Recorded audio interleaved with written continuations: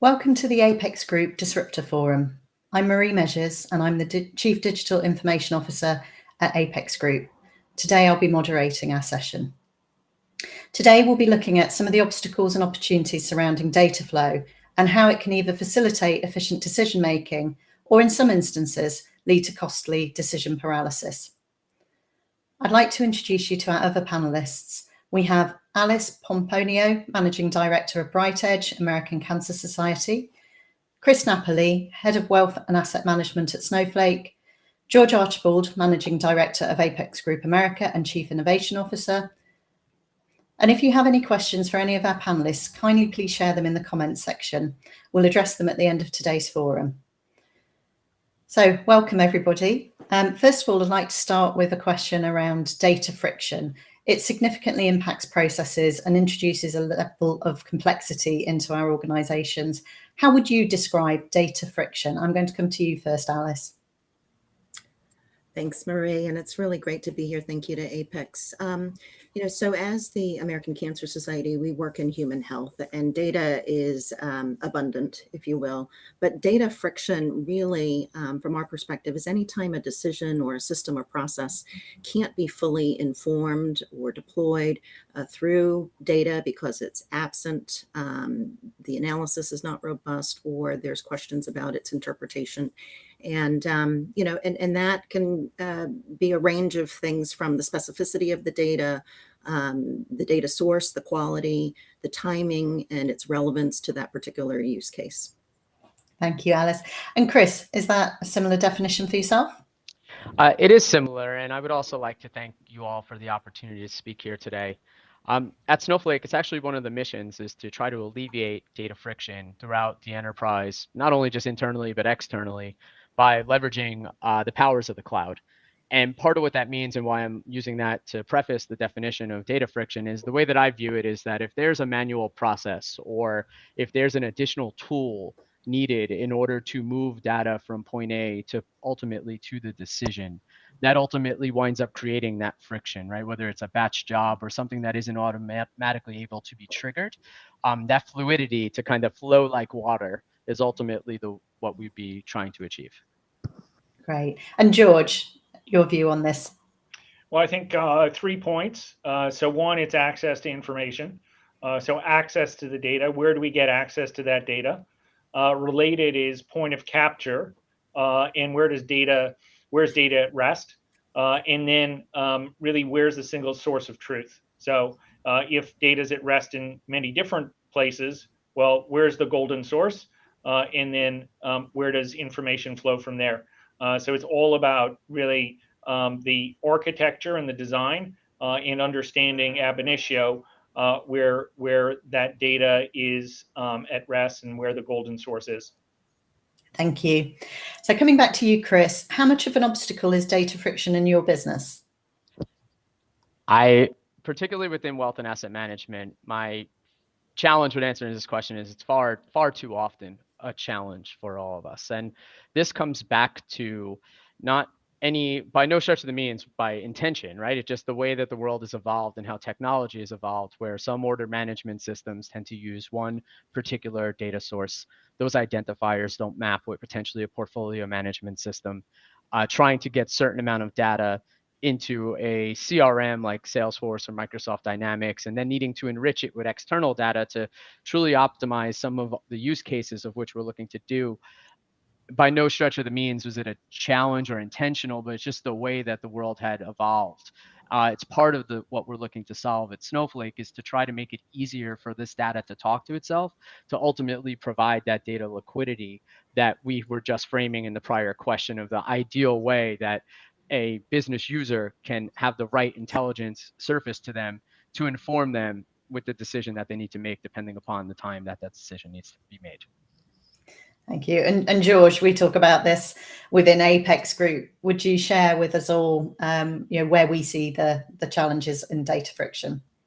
Well, I think the challenges in data friction are ultimately, when you actually go down across the chain, is around really accuracy and speed. So Apex's role is really as the book of record. So it could be the book of record across the investment process. It could be an LP statement that conforms to ILPA or other reporting requirements, but ultimately clients are hiring us to be the book of records. So it could be IBOR, it could be other. The important part for us is that if we are the book of record, which we are in most cases, then we need to do that with a certain view on timing. So very important that we have the right data architecture that matches to what the particular reporting timeline is. So we need to think of where we're collecting the data, how we're collecting it, and then ultimately how we're delivering that data. And you need to match that versus a timeline. So that's super critical for us. And clearly, the accuracy of collecting that data is important as well. So from whom are we collecting that data? How is it validated? If it does change over time, are we capturing those changes?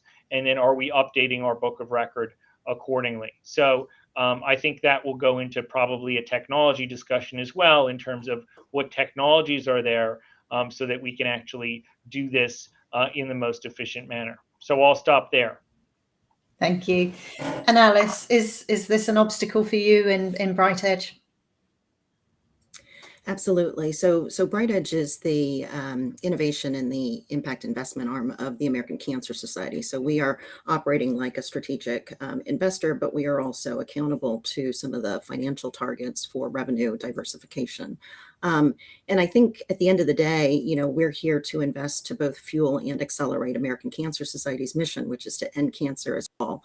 So when we consider where there is data friction at the market level, meaning there are areas of known high impact that the market currently perceives as concessionary or too high risk, where we need to build confidence that more dollars can flow and that there can be robust returns. Similarly, within the American Cancer Society, which is the country's largest cancer charity, we need to build confidence that private sector and enterprise and direct investing can actually deliver mission.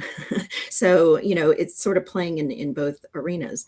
And I think the challenge is, again, going back to transposing what components are data-driven, but also knowledge-driven. And so the American Cancer Society has already operated in this space fully when you consider things like public health guidelines, where when evidence doesn't exist, our research granting helps to build that evidence base, but also convening experts and systems to drive consensus, and then really, providing tools to inform decision making. We're just trying to do that on the investment side.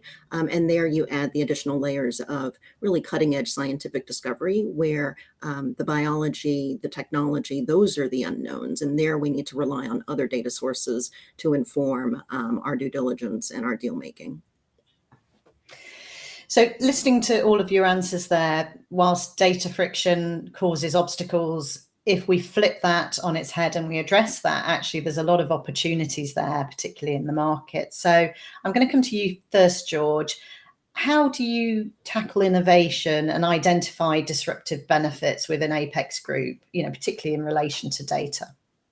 So I would say the first overarching theme is stakeholders. So it's always have the right stakeholders around the table. And then I think of it really as 5 points.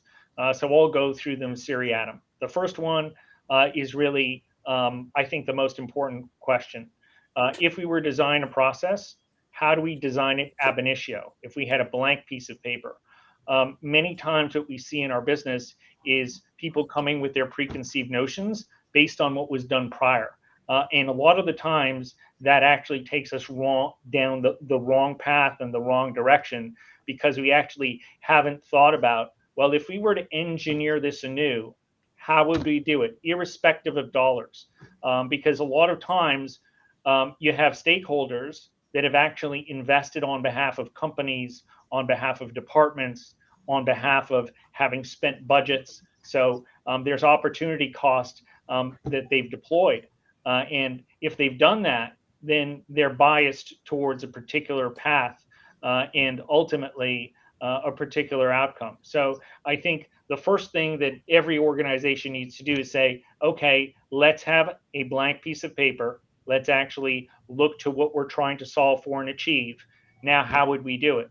And importantly, who are the stakeholders we have around making that particular decisions, ones that have not necessarily aligned or really taken a particular path based on budget or other considerations. So that's number one. So number two, consolidation. So a lot of the times we have a blank piece of paper, we have what the solution should be, but then we have number two, reality. And reality could be, and you know this as a practitioner, Marie, you have multiple legacy systems that you have to contend with. So depending on the size of organization, that could reach numbers in the thousands, right? You think of global investment institutions, global banks, et cetera.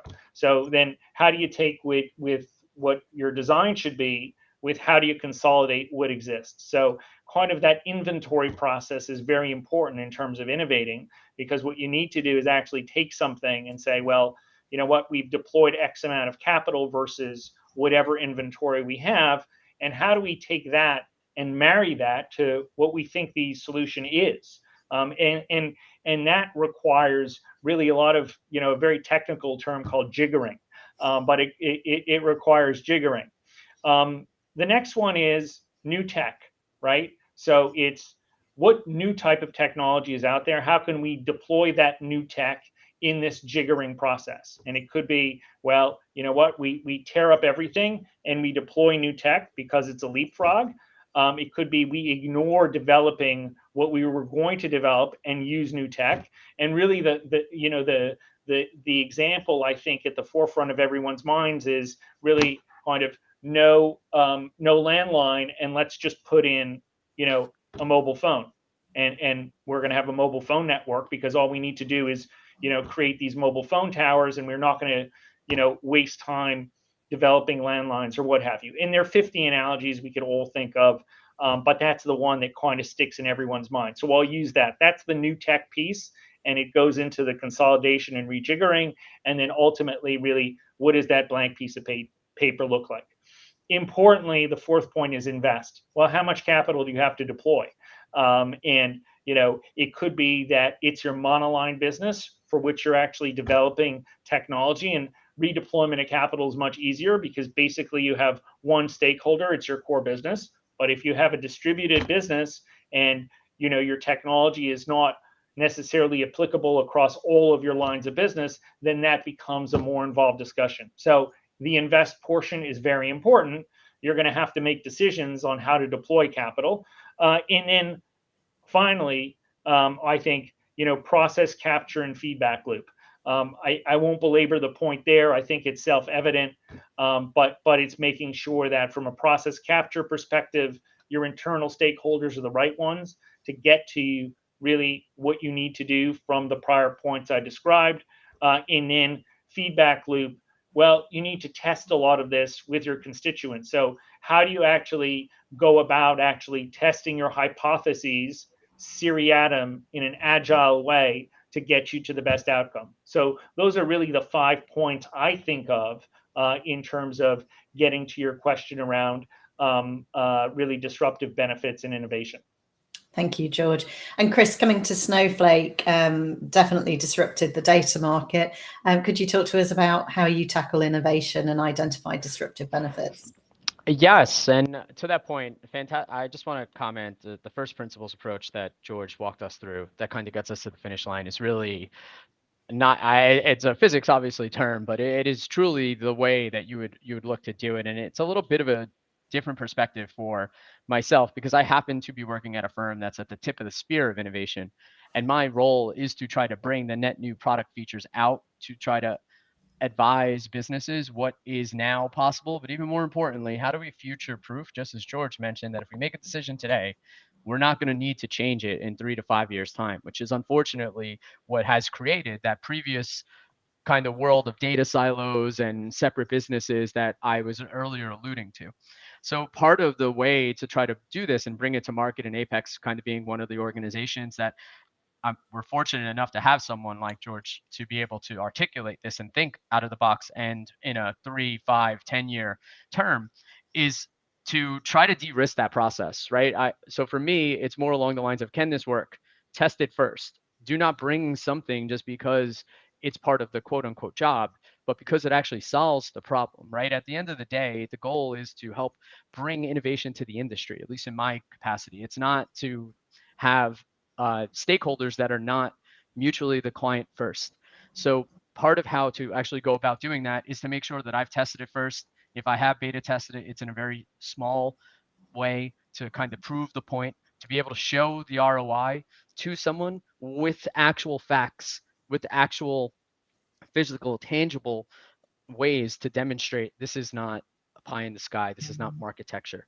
This is the way that the world is kind of working. And similar to that point where Snowflake may have originally disrupted the data warehouse, right? And then may have disrupted private sharing and moving forward, we're now looking to actually change how applications are developed and delivered, because ultimately what we're trying to do is create a very secure, governed data cloud for both internal and external data. So not just breaking down those silos that were brought up by George within departments, but even externally departments, right? The world should be able to know the bond price that is used from a provider everywhere, right? The source is the provider. The source isn't right where it's sitting in a security master and at what time and date it was pulled.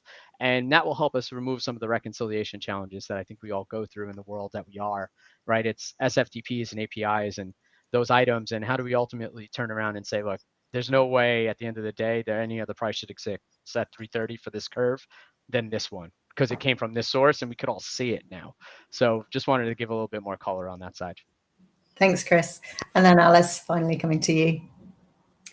Yeah, no, these perspectives are so complementary. And again, we sit in a really privileged and unique place in that we are not trying to tackle innovation, meaning it's bad, and adapt and respond. We actually want to stimulate and promote innovation in intentional impact areas. And so we want to be a disruptor, and we want to use very limited resources to make stuff happen, and also to give others confidence to participate as well. And so when we think about if half of the solution is how you define the problem, being crystal clear on what exactly is the problem that we're trying to solve. In the case of intentional impact investment, it's the fact that there is a lot of capital flowing to traditional scientific discovery-led biotechnology device diagnostics, and maybe not as much attention being paid to other technologies or business models that can really drive social and intentional impact. So whether it's underserved populations, specific types of cancer where we don't see as vibrant of market activity and financing, we would want to sort of give people confidence that this is an area where we believe at the end of the day, when we measure outcomes, we will see significant impact. So that's first. We have a group of 11 thematic mission investment areas that we have developed by looking through the lens of our consensus platforms. So the cancer research blueprint, the cancer control blueprint, and the social determinants of health blueprint. Taking those and combining them with larger data sets like the Cancer Facts and Figures, the National Report on the State of Cancer Disparities, allows us to really show these are areas where there's the most potential for impact. When we look at then which opportunities to invest in, and again, giving ourselves confidence and holding ourselves accountable to the data and the rigor that the society is accustomed to on the clinical and healthcare side of things, we would actually put our investments through a similar assessment. And we'll talk a little bit more about a proprietary impact investment framework that we're developing currently using the IMP, the Impact Management Platform, 5 dimensions. But these are the ways that we would actually not only stimulate innovation, but also be a bigger disruptor in the market and help others do the same. Lovely, thank you. So Chris, coming back to Snowflake, how is the business adapting and streamlining the way it's making decisions? Yeah, and in part of that way that we go about it internally, and then I'll also give some of an external example of what I'm seeing about clients. So our CIO, CDO, Sunny Betty, actually runs a machine learning model internally that monitors with the tooling that we use that are licensable. So if you think of, say, Microsoft Office or Teams when it was actually a part of Office, whether people are using that, right? And if they're not, after a certain period of time, as it's monitoring the actual use cases, it turns off your access and kind of automates from a compliance standpoint, like, hey, we're not paying for this. Unfortunately, you're not using it.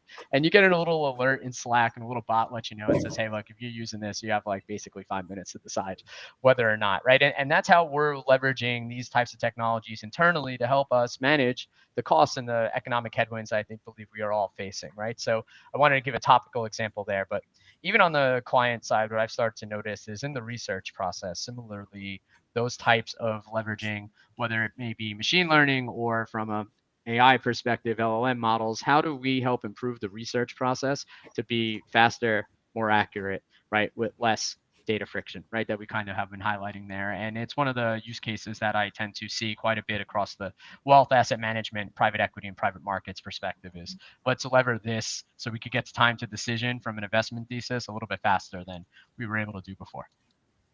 Thank you. Alice, you mentioned there your framework. We'd love to hear about that. I'm guessing this is something you're using to adapt and streamline the way you make decisions. Absolutely. And it again allows us to have that same common denominator and grounding to be able to communicate with this society, because remember, we're a blended model. So we invest both financially as well as in kind, meaning these precious donor dollars that get put to work through private investments, direct investments, but also that we will then unlock the knowledge capital, the intellectual capital from the society. So, once we've identified companies that we believe ladder up to the broader American Cancer Society's mission to end cancer for all, reduce disparities, accelerate science, we're committed. And we really want to hold ourselves accountable to their performance. So we use the IMP5 dimensions. We essentially look across what, who, how much, the contribution and the risk. So meaning if a technology were to succeed, is still the impact delivered? And we're so grateful to Apex to help us standardize some of our data intake, because much of this has to come from the companies themselves. And these are early stage companies, so they need a little bit of help as to how to better provide data. I did hear from an allocator once, in this space, people like to tell stories, and you cannot consume stories at scale. So we need, more standardization, more structure.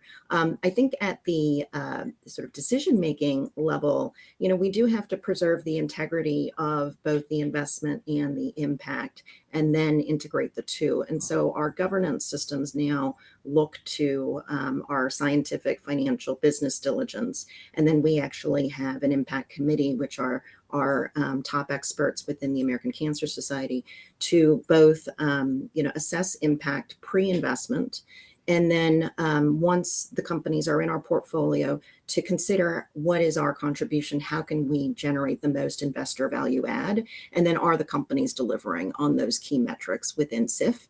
And our belief is that this is what other investors, institutions, and allocators are looking for, because within the ESG impact space, health is sort of silent and it's kind of scattered. And what we really need to do is give people, a methodology and a framework to be able to look at the financial performance and the non-financial performance side by side, and to, qualify and deliver on the criteria, the eligibility criteria, to unlock some of the allocated capital that needs to be put towards impact. Thank you. And George, we use data a lot at Apex. Could you give us just a couple of minutes on the main areas that we do use data? Well, you've given me a couple of minutes, Marie, which is, hard work. So I'll try to be quick. So I think of really the stakeholders is fivefold. So I think, you're going to use data at the GP level. So that's the manager. You're going to use it at the LP level. That's the investor. You're going to use it with a regulator. You're going to use it for really internal workflows. And then I think, Alice, you made a great point. You're going to use it actually at the investment level or the portfolio company level, in part of actually being able to manage for a manager or a GP is actually being able to capture the right level of information at the portfolio company in an efficient way. So Apex really supports businesses in that regard as well. which is really critical to this ecosystem we're talking about.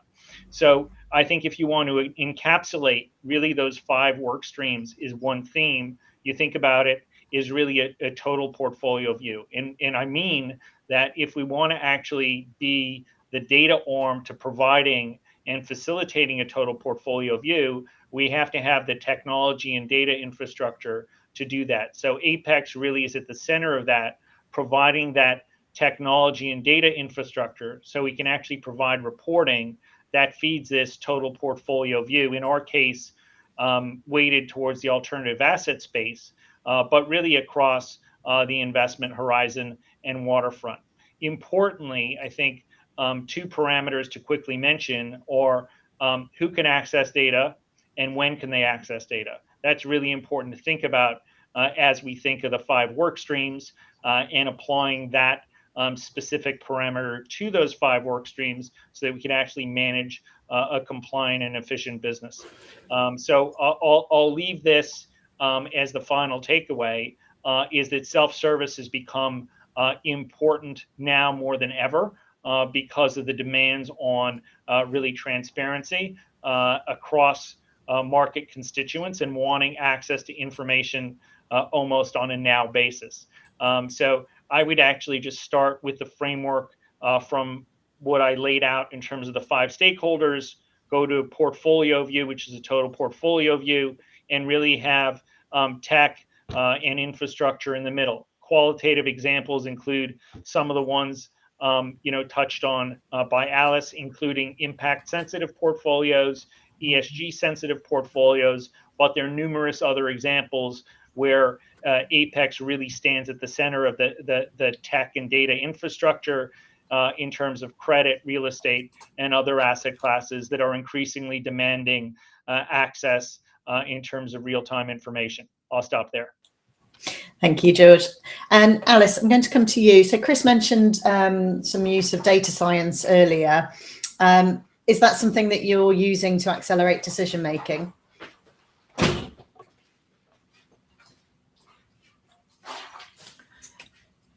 Sorry, Marie, I don't know, are you able to hear me? I have some technical difficulties. Yeah, we can hear you, yes. Would you like me to repeat the question? You can hear me, okay, great. Oh, it looks like we've lost Alice. So I'll come to you, Chris, whilst Alice reconnects. Yeah, not a... If you'd like to elaborate a little bit more around how Snowflake and yourself, you're using data science. Yes. Yeah, and to that point, as mentioned earlier, I gave the example for data science, or at least the way that we highlight data science, right? And we do have that head, and I'll fill in until we could throw it back over to Alice. Right, there's a clear delineation between machine learning and artificial intelligence, and it's very easy to confuse the two if you're not really in the space, right? So when we're talking about data science, would that be statistic or using quantitative methods in order to actually predict something, right? The way that I mentioned that earlier within Snowflake is that compliance model about our licensing, right? That's probably the most direct. Other ways that we're looking to do it, and I also see other clients doing, but myself and ourselves, is really building predictive models for upsell, cross-sell, using more customer 360. And this is ubiquitous across not just financial services, but sales and marketing in general, right? Is kind of leveraging the tools of predictive analytics in order to kind of foster what may be the next action in order to kind of focus on top line revenue. That tends to be the 2 areas that are most prevalent. The use of LLM models, while that definitely top of mind and where everyone is kind of going, it requires not only an AI strategy, but a true data strategy, and ultimately how to kind of make sure you don't get captive to one of them, right? And Snowflake is starting to make those relationships, those partnerships, like with NVIDIA and like with the hyperscaler providers and the Metas of the world, to say there's going to be a world where the LLM models are really specific to business context and really specific. We're not going to wind up using a general one, but we need to make sure we could govern what is and is not in that model. But that's a topic for another conversation, but thoughts that we're having today. So I'll throw it back over to Alice. Thanks, Chris. Welcome back, Alice. Hey, and I'm sorry about that. So we were talking about data science accelerating decision making. I mean, this is a space where, again, on the American Cancer Society side, we have a tremendous population and data sciences teams that have mostly focused on policy research, health systems research, and we're able to deploy those, to our investment activities. And so, just imagine if, similar to our climate colleagues, we could essentially forecast through a involvement in a portfolio, the ability to reduce major, cancer disparities. That would be the way through which we could accelerate decision making around what might be perceived as, higher risk or less financially attractive investments on the front end. If we can better qualify and quantify the unmet need and develop confidence in really, also some of the overall economic value to addressing in through early stage entrepreneurial approaches. I think that is where we can get buy-in not only from large organizations, but also institutional investors. People ask us, well, why venture? I'll tell you that as someone who spent the majority of her career in operating roles at biopharma, 70% of medicines that are launched by major pharmaceutical companies are brought in from smaller biotech companies that are founded by scientists and surrounded by typically finance first VCs. And when you pan out and you consider American Cancer Society as one of the largest funders of cancer research, we also are a major advocate in 50 state capitals, Washington, D.C., and globally. And we also provide safety net patient services.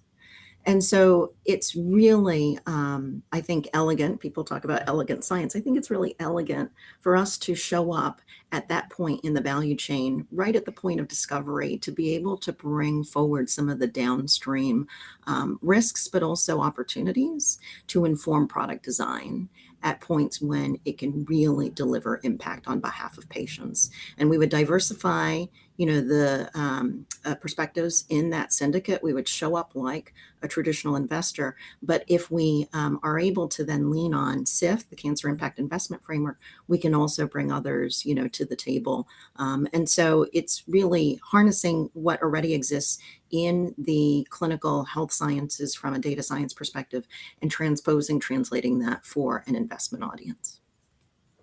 Thank you. And George, how are Apex using data science to accelerate decision making? Yeah, well, I mean, first, I just want to say it's inspiring to hear, Alice talk about how she's and how American Cancer is moving the process forward from an investment and innovation perspective. So it's great to see actually some of these tools in motion. So that's one. Two, I think, similarly, Apex is very much focused on data and service. So we think of this business having evolved quite a bit from where it was, let's say, 10 years ago, where there was very much a strong service element, but it wasn't connected to the data aspect. So I talked about in my prior answer really 5 different stakeholders, but importantly, we're now in a position whereby we can monitor data milestones across a particular stakeholder, and then we can use that to inform our process in terms of making decisions. So that could be self-service and access to risk data by an investment manager. It could be an operational workflow, and where we can actually monitor where a workflow is in terms of process and moving that process along to meet a particular deadline. So it really goes back to the prior answer in managing within one of those particular channels, one of the 5 I mentioned, the service and the data together. So we have to think of data, but then we have to think of what are we using that data for, and then which actors need access to that data to meet kind of stakeholder objectives. So it's all about stakeholder objectives in the end. And now we have a process that allows us to get there in a much more efficient manner with greater transparency. Importantly, if we think of our business and how we're focused really on private markets, transparent, because we've been able to actually solve for this data element and ultimately transparency and decision making. So I'll stop there. Thank you. Right, we've come to the end of our panel. We do have some time for questions, and if you do have any, please put them into the chat where we're able to see them and we'll answer. But in the meantime, whilst we're waiting for those to come through, if I could come to you, Chris, do you have any closing comments? Yes, let me just keep it brief though. Try to tying everything together, right? What we have seen at Snowflake that the most successful organizations that are innovative, and it reflects in their stock price as well. They lever the tool to reduce data friction as much as they can, right? Try to automate as much as they can to be informed and try to get to the world where you're managing exceptions, right? Tail exceptions, and you're not doing the processes, right? That may be predictable 95, 99% of the time. The last bit I wanted to say is that conversation that George was bringing up as well, right? Where you're looking for a partner so that you're not in that innovation first principles conversation every 2 years, because that will wind up allowing your business to be disrupted. So when you're looking to actually make these decisions, try to look for a partner that's growing with you, that you feel you can grow with and will grow with you, so that we're not constantly doing the same items and rip and replacing and kind of setting ourselves back, right? I think that'll be the way in the path forward for a lot of the larger organizations to make sure they stay in their competitive position. Thank you, Chris. And George, coming to you. Can I actually reverse it, Marie?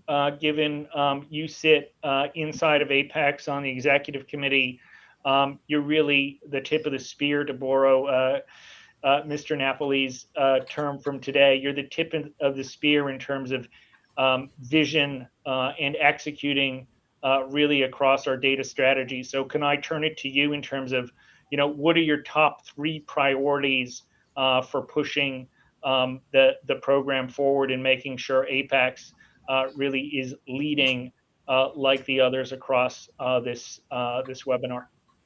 So I think it's summarizing actually what we've heard from everyone. The first priority is around data governance. So identifying those areas of friction, making sure that there aren't data gaps, making sure that we are able to consolidate and bring together disparate data sources, internal as well as external, structured and unstructured. It's about making sure that we understand the data lineage and how we're transforming and how we're computing data, and also making sure we've got strong data quality and through governance, identifying the owners of that data, the custodians, the stewards for that data, and having a workforce that is data literate. So really truly understand that data is at the heart and key to everything that we do. As you say, George, we are the book of record for our clients. I think second is then looking at that data architecture. Whilst friction is an issue for businesses, if you can get ahead of that, you can use it to disrupt the market. So what is our data strategy? What is our data architecture? How are we going to be able to remove that friction and use data to create innovative products, or even just internally use that data to make better real-time decisions? And that enhances the products and the client service that we give, as well as making our business more streamlined and efficient and working.